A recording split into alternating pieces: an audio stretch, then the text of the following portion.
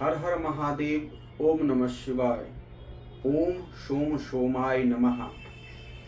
आज का जो विषय वस्तु है ये है चंद्रमा को प्रसन्न करने हेतु और उन्हें बलित करने हेतु हम कौन से उपाय को करें।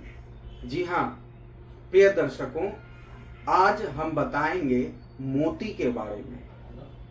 मोती रत्न की श्रेणी में आते हैं और यह जैविक रत्न की श्रेणी में आते हैं, क्योंकि मोती की उत्पत्ति जीवों के द्वारा यानी छोटे से कीटों के द्वारा, शीपों के द्वारा होती है। ये जलीय रत्न है क्योंकि शीप जल में, समुद्रों में, सागरों में मौजूद रहते हैं। उन्हीं से निर्मल मोती का प्रादुर्भाव होता है।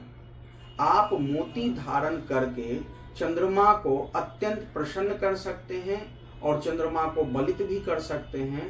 तो मोती धारणार्थ हेतु क्या नियम है, यानी मोती को कौन कौन से लग्न वाले जातक बहुत ही ज्यादा चंद्रमा के शुभ फल को प्राप्त कर सकते हैं, किन किन लग्न वाले जातकों के लिए मोती अत्यंत लाभप्रद सिद्ध होते हैं, आज हम वही बताने जा रहे हैं।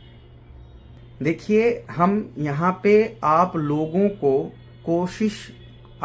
को समझाने की कोशिश मैं कर रहा हूँ।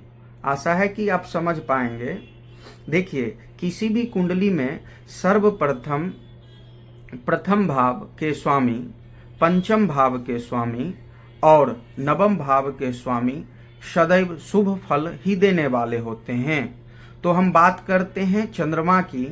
तो कर्क लग्न में चंद्रमा प्रथम भाव के स्वामी होते हैं, क्योंकि कर्क राशि राशियों में चतुर्थ राशि होती है। तो कर्क लग्न में चंद्रमा प्रथम भाव के स्वामी होते हैं। मीन लग्न में चंद्रमा पंचम भाव के स्वामी होते हैं और वृश्चिक लग्न में चंद्रमा नवम भाव के स्वामी होते हैं। अतः कर्क लग्न, मीन लग्न और वृश्चिक लग्न वाले जातकों को मोती धारण करना ही है। वो चंद्रमा से अत्यंत लाभ प्राप्त कर सकते हैं। लेकिन हम इस विषय में जानेंगे कि मोती को किस तरीके से हम धारण कर सकते हैं। तो सर्वप्रथम कर्क लग्न, मीन लग्न और वृश्चिक लग्न में चंद्रमा अगर षष्ठ भाव, अष्टम भाव और द्वादश भाव में विराजमान ना हो, किसी शुभ युति में हो, शुभ स्थिति में हो, शुभ भाव में विराजमान हो, तो उस स्थिति में आप केवल मोती को धारण करें। दूसरी विधि है कि इन्हीं लग्नों में जब चंद्रमा षष्ठ भाव, अष्टम भाव में और द्वादश भाव में विराजमान हो जाते हों और वह किसी पापत्य प्रभाव में हो, तो इस परिस्थिति में आप मोती को चंद्रमा के यंत्र में ही जरवाकर धारण करें और साथ ही साथ चंद्रमा से संबंधित मंत्रों का नित्य प्रतिदिन एक निश्चित संख्या में जाप भी करें।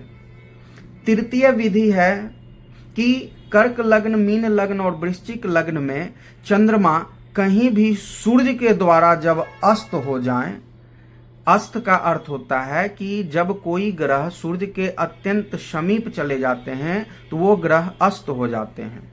तो चंद्रमा जब अस्त हो जाएं तो भी आप केवल और केवल मोती को अवश्य धारण करें।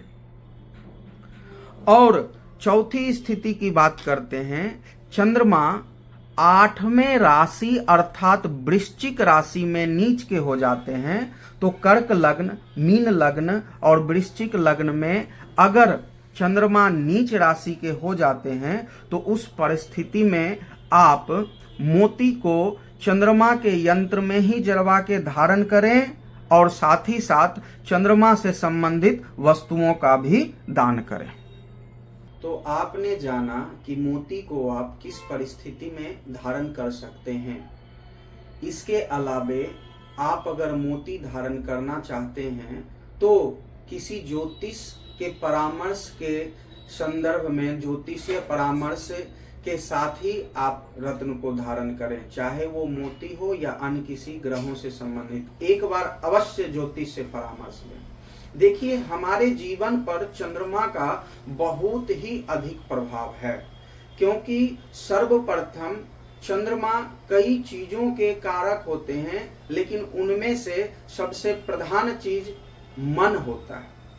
चंद्रमा मन के कारक होते हैं, अर्थात हमारा शरीर, हमारे जीवन की शैली, हम अपने जीवन में कितनी उन्नति करते हों, कितनी अवनति करते हों, हमारा शरीर के स्वास्थ्य की क्या स्थिति है, तो इन सबों में चंद्रमा का अहम भूमिका होती है, क्योंकि मन से ही सारा चीज निर्धारित किए जाते हैं।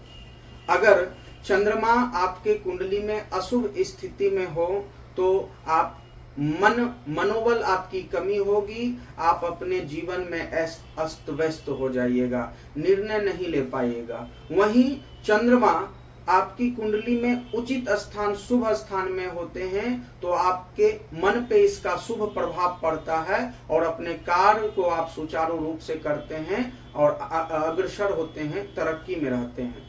तो चंद्रमा ग्रह जीवन पे, व्यक्ति के जीवन पे एक महत्वपूर्ण ग्रह की श्रेणी में आते हैं, जो व्यक्ति के जीवन पे अपना अलग ही प्रभाव रखते हैं।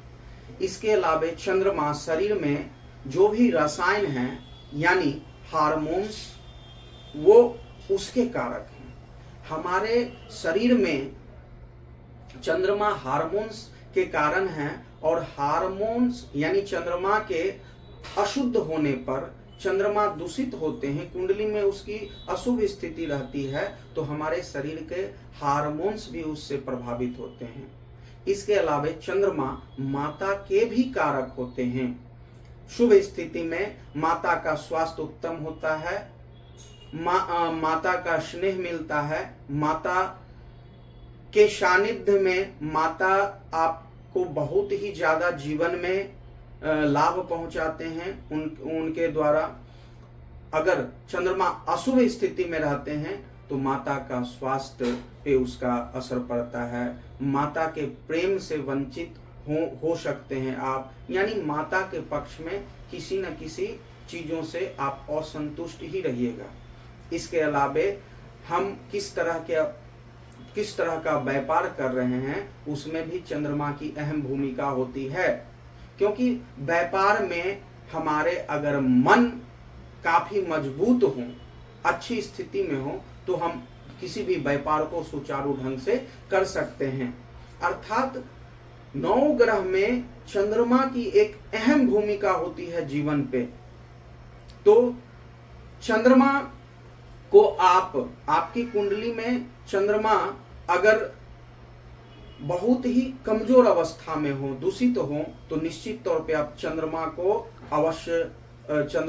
सुधारें, चंद्रमा को संतुलित करें और चंद्रमा के शुभ प्रभाव अपने जीवन पर प्राप्त करें। यहाँ तक हो सकी है मेरी कोशिश रही है कि आप सबों तक इस वीडियो के माध्यम से जानकारी दिए गए हैं।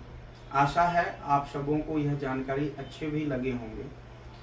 चंद्रदेव की कृपा, महादेव की कृपा आप सबों पर बनी रहे, आप सबों का कल्याण हो। हर हर महादेव, जय शिव शंभु, ओम नमः शिवाय।